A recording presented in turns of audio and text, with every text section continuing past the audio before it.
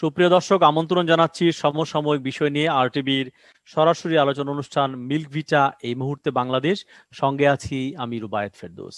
আজ আমাদের সঙ্গে আছেন বিএনপির আন্তর্জাতিক বিষয়ক সহ সম্পাদক অ্যাডভোকেট ফাহিমা নাসরিন মুন্নি। আপনাকে স্বাগত জানাচ্ছি। আমাদের সঙ্গে আমরা আশা করছি একটু পরে যুক্ত হবেন সাবেক ছাত্রনেতা মিস্টার মনিরুজ্জামান মনির। আজ আমরা কথা বলবো রাজনীতিতে বসন্তের কোকিল। প্রিয় দর্শক, এই অনুষ্ঠানে যারা প্রশ্ন করতে চান, মতামত জানাতে চান, তারা টেলিভিশনের পর্দায় দেখানো নম্বরে ফোন করতে পারেন। আমরা জানিয়ে রাখি, যারা একসঙ্গে যারা আরটিভিতে চোখ রাখছেন দেশ এবং বিদেশে, তারা চাইলে ফেসবুক এবং ইউটিউবেও আপনারা এই অনুষ্ঠান দেখতে পারেন। তো মুন্নিয়াপা, আমরা এরকম প্রচুর উদাহরণ পেয়েছি অনেক বড় বড় দলে অনেক ধরনের বাজে লোকজনে আমি বলবো, তারা এক ধরনের অন্যরকম আলটেরিয়র মোটিভ নিয়ে পার্টিতে ঢোকে, পদ পদবি নেয়, তারপর তাদের ব্যবসাটা হাতিয়ে নিচ্ছে, এবং পরে কিন্তু যখন বদনাম হয় তখন পার্টির কিন্তু বদনাম হয়। তখন আবার পার্টি একভাবেই শুধু বলে যে এগুলা হচ্ছে তারা দায়িত্ব নিতে চায় না, এটা বিচ্ছিন্ন ঘটনা বলে পার পেতে চায়। তো আপনি কিভাবে দেখছেন এই করোনাকালীন সময় এরকম কিন্তু প্রচুর বড় বড় কেলেঙ্কারি দুর্নীতির খবর আমরা দেখেছি, যারা পার্টির নাম ভাঙিয়েছে। আপনি যদি শুরু করেন। ধন্যবাদ আপনাকে।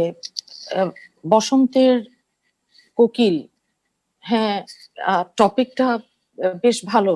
বসন্তের কোকিল, এখন কিছু হলেই আমরা এই শাহেদের কথাই নিকট অতীতে আপনি যদি দেখেন, আওয়ামী লীগের আন্তর্জাতিক উপকমিটির একজন সদস্য, বহু টক শোতে আমরা একসাথে বসেছি, আপনি ছিলেন, জানেন, সবাই জানে, দেখেছে। পরবর্তীতে আওয়ামী লীগ দেখলাম বলার চেষ্টা করছে যে না, শাহেদ কোনো কমিটিতে নেই, এরকম একটা ডিসওন করা, যেটা কিংবা ডাক্তার সাবরিনাকেই দেখেন, শাহেদ সহ শাহেদের রিজেন্ট হসপিটাল কিভাবে এরকম ভয়ঙ্কর একটা মহামারীতে করোনার মতন লাইসেন্স ছাড়াই অনুমতি পেয়ে যায়, যেখানে হাজার হাজার, আমরা পরবর্তীতে দেখছি যে সমস্ত রিপোর্ট গুলো তারা দিয়েছিল ভুয়া। এখন শাহেদ বলুন কিংবা সাবরিনা বলুন, অথবা এই যে সম্প্রতি একজন সাংসদ পাপুল কুয়েতে মানি লন্ডারিং, মানব পাচারের মতন অপরাধে কুয়েতের জেলে ওনাকে রিমান্ডে নিয়েছে, সেখানে জব্দ করেছে 138 কোটি টাকার ব্যাংক হিসাব। কুয়েত সিআইডি তারা রিমান্ডে নিয়েছে, এবং ও তার স্ত্রীকেও কিন্তু এমপি বানিয়েছে। এমপি জানতে ইচ্ছা করে আপা, এমপি কিংবা রাজনীতি করার মধ্যে মধুটা কি, মানে কি মধু, এই যে মধুটা সব হতে হয় এমপি হতে, এত টাকার পরেও কেন এমপি হতে হয়? আসলে এখন দেখেন, এই যে আমাদের রাষ্ট্রপতি সাহেব একটা কথা বলেছিলেন না, যে সংসদে এখন 70% বেশি আপনার ব্যবসায়ী।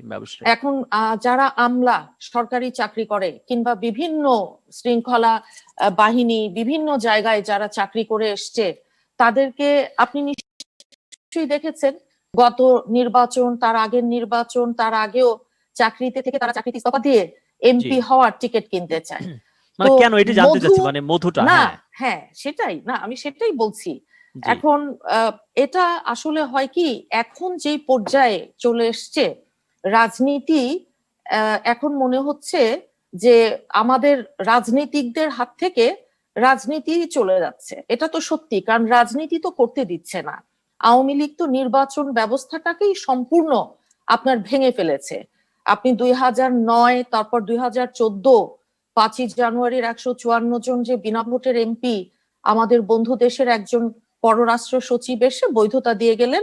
5-7টা দল নির্বাচন করেছিল, জাতীয় পার্টি সহ, গৃহপালিত বিরোধী দল, আর বিএনপি সহ, সিপি সহ আরো বড়, সবচাইতে বড় যে সত্যিকারের রাজনৈতিক দল, তাদেরকে বাইরে, 28টা দলকে বাইরে রেখেই ওনারা নির্বাচন করে বৈধতা দিলেন, কিন্তু বাংলাদেশের মানুষ দেয়নি।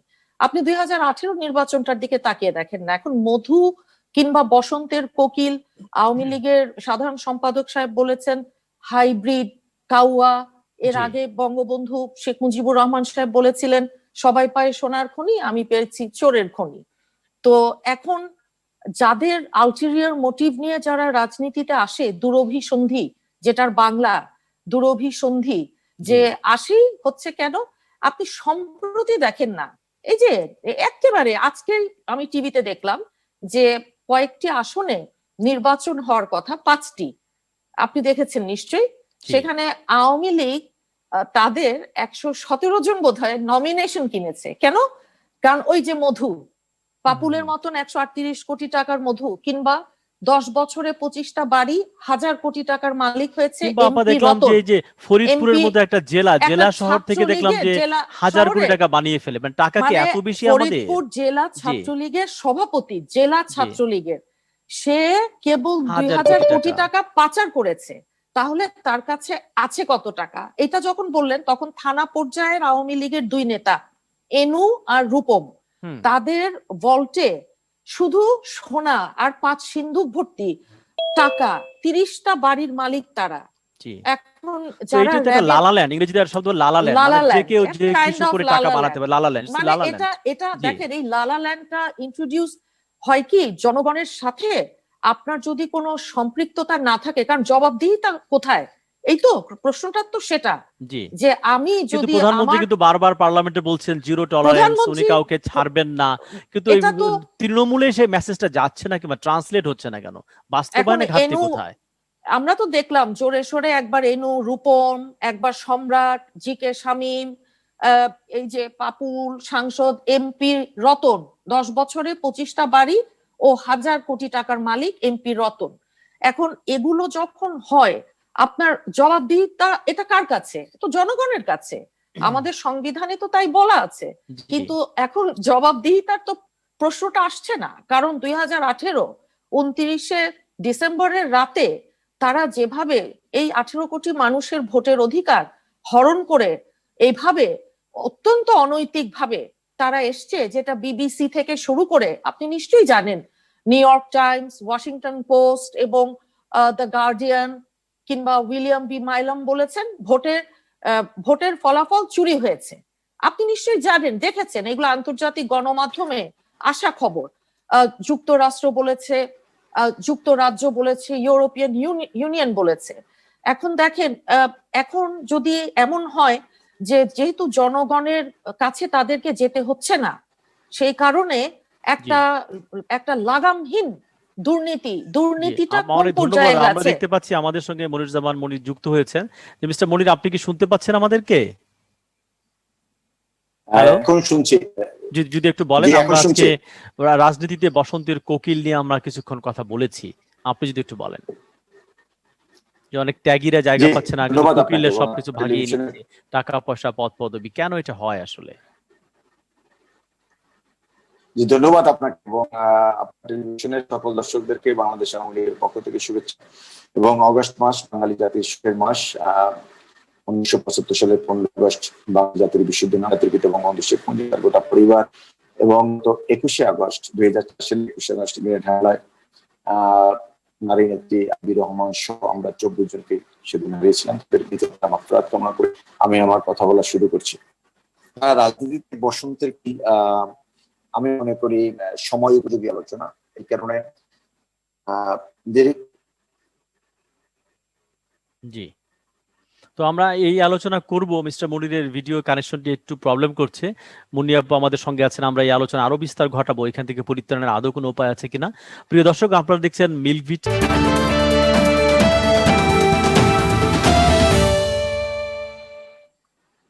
সুপ্রিয় দর্শক, মিল্কভিটা এই মুহূর্তে বাংলাদেশ আরটিভির সরাসরি আলোচনা অনুষ্ঠান। আপনাদের আরেকবার স্বাগত জানাচ্ছি, আমি রুবায়েত ফেরদৌস। আজ আমরা কথা বলছিলাম রাজনীতিতে বসন্তের কোকিল। আমাদের সঙ্গে দুজন আলোচক যোগ দিয়েছেন।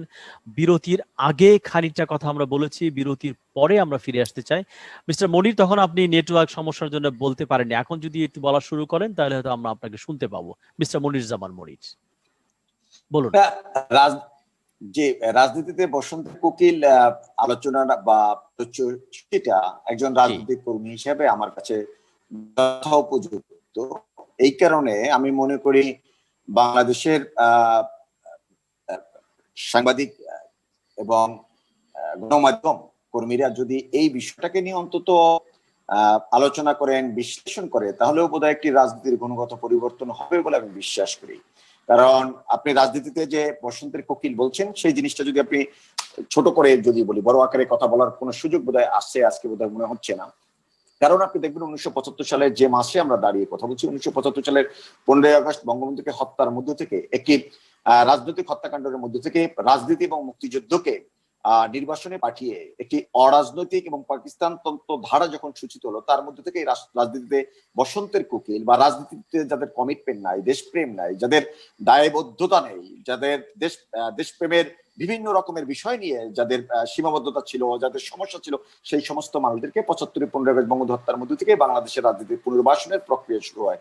আজ অব্দি সেই প্রক্রিয়া অব্যাহত আছে। সে কারণে আজকের রাজনীতিতে যে কথাগুলো, যে ত্রুটি বিচ্যুতিগুলো বিভিন্ন সময় দেখা যায়, তার কারণ হলো সত্যিকারের যে রাজনৈতিক কর্মী তার যখন মূল্যায়ন না হয়, তখন আগামী দিনে যারা রাজনীতি করবে সেই রাজনৈতিক কর্মীরা বেড়ে উঠে না, বা রাজনীতির প্রতি তাদের যে আগ্রহ, ভালোবাসা বা দেশপ্রেম, এগুলা থেকে তারা অনেক দূরে সরে যায়। যখন মানুষের এই জায়গাটা দাঁড়িয়ে যখন একজন রাজনৈতিক নেতা দীর্ঘ প্রক্রিয়ার মধ্যে দিয়ে যে দেশপ্রেম, যে আন্দোলন সংগ্রামের মধ্যে দিয়ে যে মানুষ বেড়ে ওঠা, সেই মানুষটার যখন যথাযথ মূল্যায়ন না হয় রোবায়েত ভাই, তখন রাজনীতির প্রতি আগামী দিনের যারা রাজনৈতিক কর্মী তারাও আগ্রহ হারিয়ে ফেলে।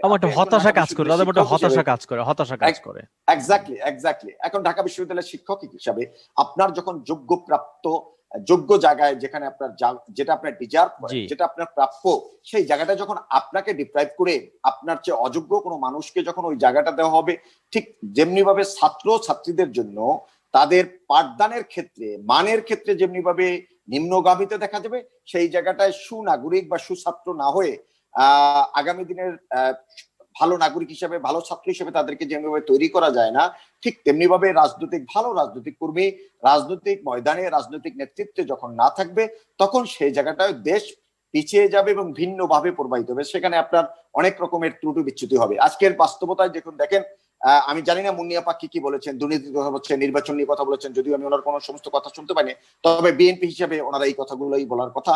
বিরোধী দলের রাজনীতি যেহেতু করে, ওনাদের এই কমন কিছু স্লোগানমূলক কথাবার্তা আছে, সেটা আছে সত্য। বাংলাদেশের এই রাজনীতিতে দীর্ঘদিন ধরে দুর্নীতি চলে আসছে, সেটার যদি আপনি পুঙ্খানুপুঙ্খানু বিশ্লেষণ করেন, তাহলে দেখবেন সত্যিকার অর্থে যে সমস্ত রাজনৈতিক নেতার সংসদে যাওয়ার কথা ছিল, দেশের জন্য কথা বলার কথা ছিল, জাতির জন্য কথা বলার কথা ছিল, যাদের আইন প্রণয়ন করার কথা ছিল, তারা যখন না যেতে পারে, তখন আমলারা তারা তখন স্বাভাবিক কারণে রাজনীতিবিদের উপরে তাদের ছড়ি ঘোরানোর একটা মানসিকতা আমরা বিভিন্ন সময় দেখতে পাই। সেই জায়গাটা যখন যাবেন, তখন দেখবেন দুর্নীতি বেড়ে যাচ্ছে, এবং দুর্নীতি বেড়ে যাওয়ার অন্যতম কারণ এই আমলাদের আমরা আইনের মুখোমুখি করতে পারি না। কখনো কখনো রাজনীতির রাজনীতিতে আপনার সাথে আমার সাথে মতের যারা পার্থক্য আছে, আমরা এই টেলিভিশনে ডিবেট করি, কিন্তু সত্যিকার অর্থে দেশের যে বিভিন্ন সময় দুর্নীতি হয়, আজকে যদি গত 12টি বছর বঙ্গবন্ধু কন্যা জননেত্রী শেখ হাসিনা অক্লান্ত পরিশ্রম করে যাচ্ছেন, সেই কাজটি যেভাবে উনি কঠোর পরিশ্রম করে যাচ্ছেন, কিন্তু সত্যিকার অর্থে যদি আপনার এখানে দুর্নীতিটা রোধ করা যেত, তাহলে আমি মনে করি বাংলাদেশকে কাঙ্ক্ষিত বঙ্গবন্ধু কন্যা শেখ হাসিনা নিয়ে যেতে চাচ্ছেন, সেই জায়গাটা আমরা যেতে পারতাম, কিন্তু পারি না। অনেক ধন্যবাদ মিস্টার মনির, অনেক ধন্যবাদ আপনাকে। আমাদের অনুষ্ঠান প্রায় শেষ পর্যায়ে। অনেক ধন্যবাদ। আমরা কখনোই অনেক ধন্যবাদ। আমি একটু মুন্নী আপার কাছে যাবো। মুন্নী আপা, অল্পক্ষণ সময় আছে, আপনি যদি বলেন। আমরা দেখতে পাই এই সময় যারা বসন্তের কোকিল, মিস্টার মনির একটু থামতে হবে। আচ্ছা মিস্টার মনির একটু থামতে হবে। হ্যাঁ, মুন্নী আপার কাছে যাবো আমি। আমরা দেখতে পাই যে তারা হচ্ছে প্রথমত একটা বড় দলের মধ্যে কোনোভাবে নাম লেখাতে চেষ্টা করে, বিশেষ করে উপকমিটি তাদের একটা বড় জায়গা আওয়ামী লীগের ক্ষেত্রে আমরা দেখেছি, সেখানে নাম ঢুকিয়ে ফেলে। তারপর কিছু ঠিকাদারি তারা বাগিয়ে ফেলে। তারপরে তারা যে গণমাধ্যম বিভিন্ন টক শোর মধ্যে আসে, এক ধরনের পরিচিতি তৈরি হয়। এইটাকে আবার নতুন করে ব্যবহার করে ঠিকাদারি কাজের জন্য, আবার আওয়ামী লীগের বড় পদ পাওয়ার জন্য কিংবা বিএনপির বড় পদ পাওয়ার জন্য তারা এটাকে কাজে লাগে। এই চক্রটা ভাঙা যায় কিভাবে আপা? নাকি এইটা আমাদের নিয়তি? ভাঙা যায় এই যে, যেমন দেখেন আওয়ামী লীগের এই যেভাবেই তারা এসছে বিনা ভোটে, এই গত 3বার তারা যে ক্ষমতায় আছে, এখন এসে কাউকে গণমাধ্যমের মালিক বানিয়েছে, ব্যাংক দিয়েছে, একটা ব্যাংকে একজন ছাত্রলীগ সভাপতির নামও আছে, ডিরেক্টর হিসেবে আছে। এখন 400 কোটি টাকা লাগে একটা ব্যাংক করতে, আর একটা টেলিভিশন চ্যানেল দিতে কত টাকা লাগে আমি জানি না, প্রায় 100 কোটি টাকা লাগে। তো এখন এই জিনিসগুলোর কারণে এখন দেখা যায় যে এই বসন্তের কোকিল কিংবা এই যাদেরকে বলে কিছু অনুপ্রবেশকারী, তো এখন 12 বছর 14 বছর বিএনপি, তো আমরা তো ক্ষমতার বাইরে আছি। এখন আওয়ামী লীগের তারা এক একজন ঠিকাদার, মিঠু একজন ঠিকাদার স্বাস্থ্য অধিদপ্তরের মধু খেয়ে উনি এখন এবং বিদেশে মিঠু কিন্তু আপা একা আওয়ামী না লীগ, বিএনপি, জাতীয় পার্টি না সমস্ত সরকারের সময় মিঠু কিন্তু আছে, না কিন্তু এই বহুদিন মিঠু থেকে সে আছে, ওর না কিন্তু কোনো এই ইয়ে যে নাই, সব এই জন্য জায়গায় আমি আছে। এর আগে বললাম জি, যে দেখেন এই মিঠু এখন বিএনপি তো আমরা তো বাইরে আছি, ওই সময় এখন ছিল আপা, মিঠু আওয়ামী তখনও লীগ পাওয়া গেছে, না দেখেন মিঠু 12 এই যে বছর আগে মিঠুকে পাওয়া গেছে আপা, কিন্তু এটা হচ্ছে ইন্টারেস্টিং মিঠুর তথ্য। আমি বলি মিঠু আঙুল ফুলে কলা গাছ, এই যে হাজার হাজার 2000 কোটি টাকার ওপরে কেবল স্বাস্থ্য খাতেই দুর্নীতির খবর আমরা জানতে পেরেছি গণমাধ্যমে। এখন এইরকম আর শাহেদের কথা তো আপনি জানেন, পাপুলের কথা বললাম, যাদেরটা আসে ওসি প্রদীপ জি, তাকেও এখন বলা হচ্ছে যে বিএনপির সময় তার চাকরি, বিপিএম পিপিএম এগুলো নাকি বিএনপির সময় পাপুল এই আবার ধরেন যে খুনি, শুধু পার্টি না, সে আবার স্বতন্ত্র নাম লিখিয়েছে। তারপরও আওয়ামী লীগ থেকেই তার নমিনেশন, আর নির্বাচন তো হয়নি, নির্বাচনের জি, নামে যাই হোক এমপি হয়েছে সে সে সে এবং স্বতন্ত্র তার এমপি, স্ত্রী। কিন্তু পাপুল স্বতন্ত্র এমপি, দুজনেই স্বতন্ত্র। আওয়ামী লীগ না, প্রথমে স্বতন্ত্র ছিল, জি, তারপরে সে আওয়ামী লীগ থেকে, যাই হোক।